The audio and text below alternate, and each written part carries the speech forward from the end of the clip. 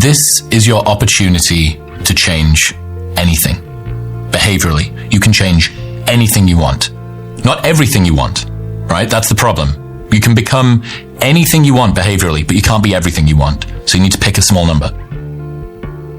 What would have to happen at the end of next year to look back and consider this year a success? I think that really helps to just give you a bit more perspective. And it usually comes down to only a few things. Setting the bar unrealistically high does not increase your performance. Imagine this. Imagine that you went into a buffet and you made your plate as big as possible. You said, I want all of these things. I'm going to put all of this stuff on my plate. And my stomach is going to expand to be able to fit it. That's not the way that our stomachs work. And that is not the way that our workloads work. So, first rule, in order to pick something up, you have to put something down. Don't assume that just because you've loaded more onto your workload plate, your work capacity will expand to be able to fit it into your stomach. Like, that's not the way that it works. Make the assumption, I can do no more than I'm doing now. I can switch stuff, but I can't add more in. Maybe you can. Maybe you're going to be able to squeeze your phone time. Maybe you're going to be able to become more efficient, more productive, whatever. But it's safer to just assume this is the pie that I'm playing with. And in order to pick something up, I have to put something down. That means I'm going to have to take something off the plate. We don't think about subtraction because we think of addition. Unfortunately, you can't take somebody else's purpose or success. You can't wear it as a suit. It's a bad idea, right? Because it's going to not fit. Let go or be dragged. That means if you're not careful with how you design what it is that you chase after, you can spend your entire life realizing that you climbed a huge fucking ladder that was leaning up against the wrong wall. The big picture goals are going to be hard for you to get to. But if you just think 1 year ahead, okay, now we can start talking about a plan to do that. If I could only achieve one thing today, start of every day, if I could only achieve one thing today, what would that be? And it's the big thing. It's usually the scary thing. It's usually the thing that you probably don't want to do. How many times does someone go and clean the cupboard in the kitchen that hasn't been touched for 6 months? I'll rearrange all of the plates because they don't want to have that conversation with their boss.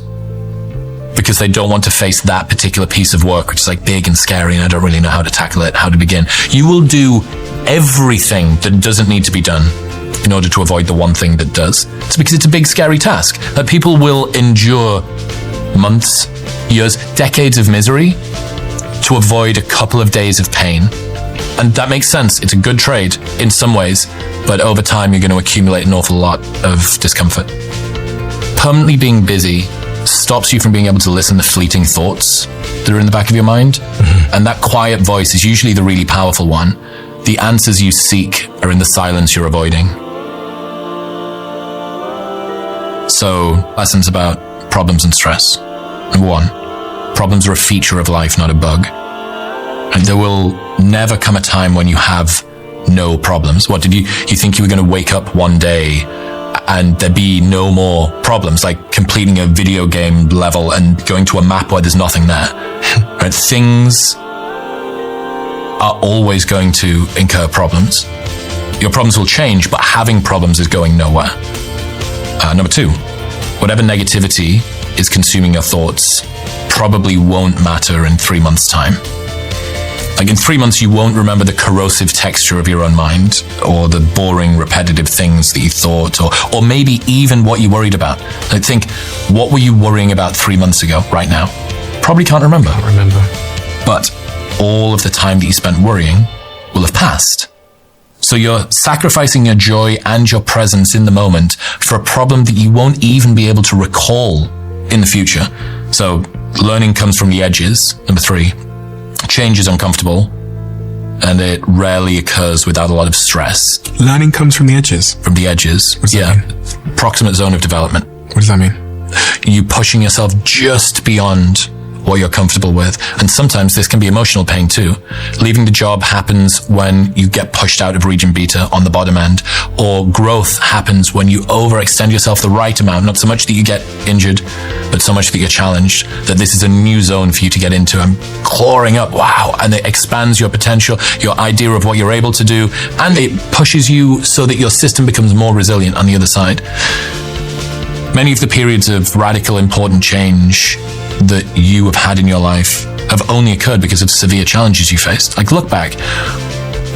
Almost all of the big periods of growth in your life have germinated from your lowest points. Like, in retrospect, would you have avoided them if you could?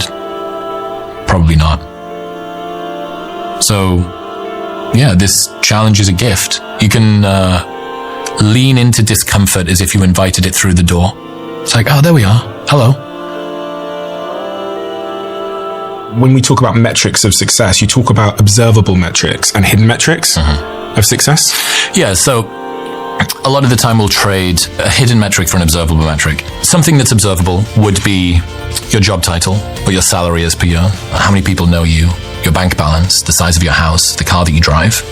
Things people can see. Yeah, of course. Okay. The only way that your success can be judged is